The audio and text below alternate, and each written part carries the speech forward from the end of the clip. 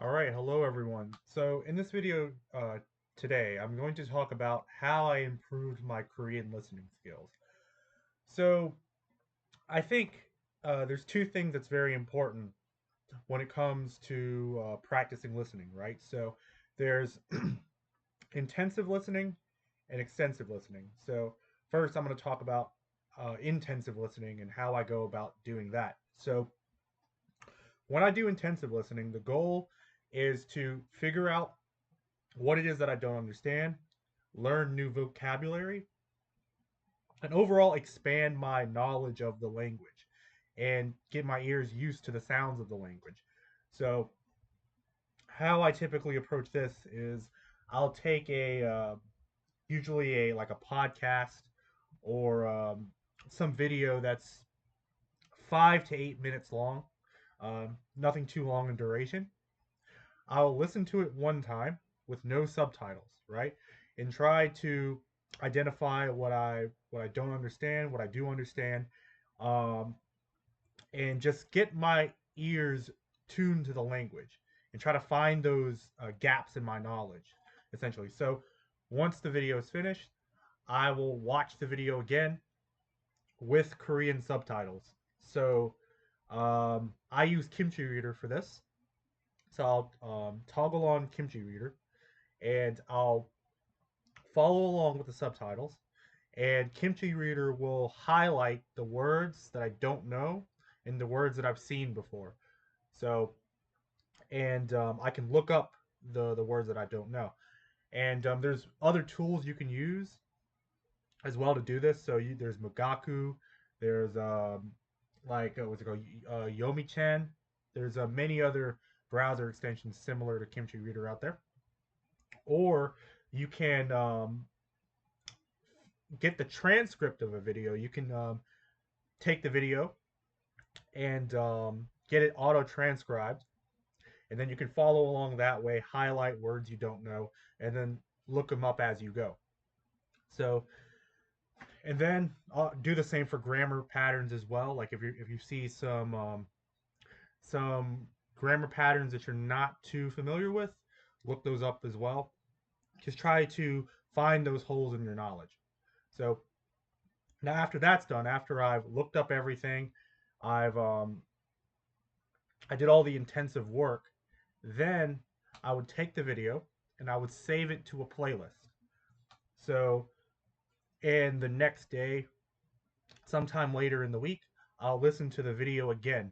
Um, Probably, I usually do it anywhere from 5 to 20 times over. So it's not all in one sitting, but like when I'm commuting, when I'm like washing the dishes, or if I'm cooking or doing some other task, I'll listen to the video again.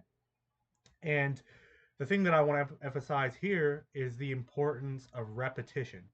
So there is a saying that repetition is the mother of all learning, and this is very true within the context of language learning. When you get repetition, you're getting repeated exposure to those same sentence patterns, those vocabulary words, and overall, you're making your brain more familiar with the structures of the language. So I think this is especially important in the earlier stages to to do this kind of intensive listening exercise and to get lots and lots of repetition. That's what's very important.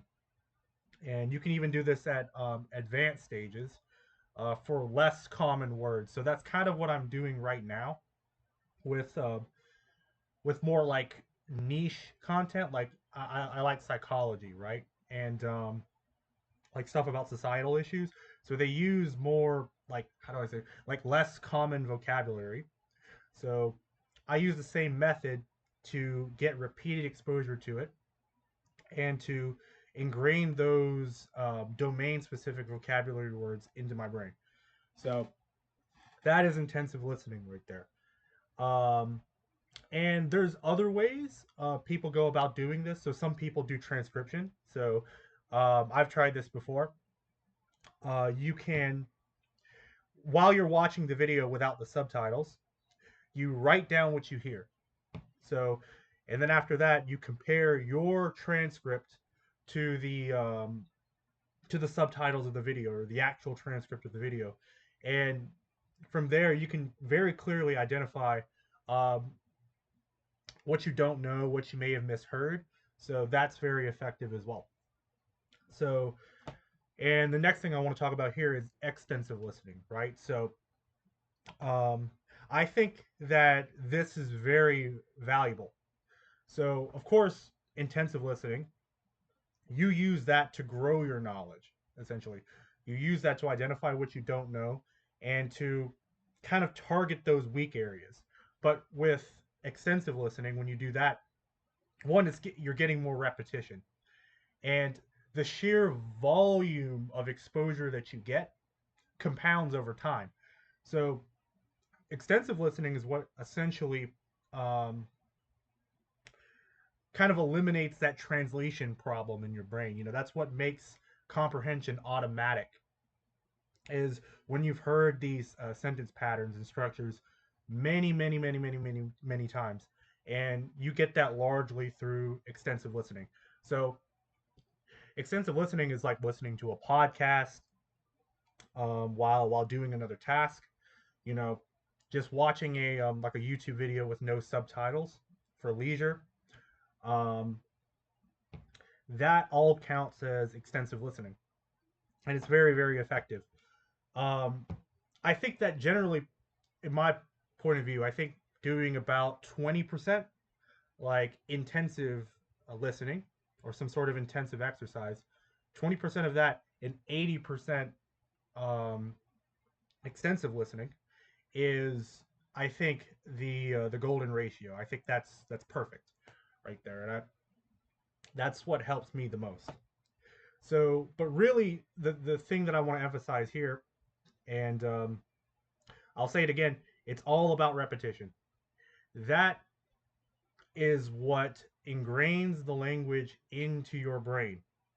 It's just that repeated exposure to it.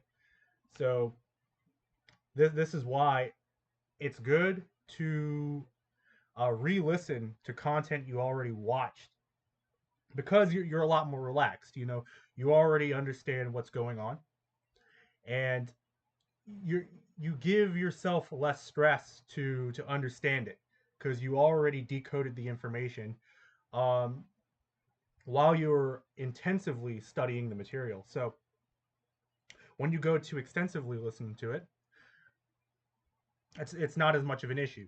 You can just kind of relax, and from there, your brain subconsciously processes that information, and that's where real listening fluency comes in.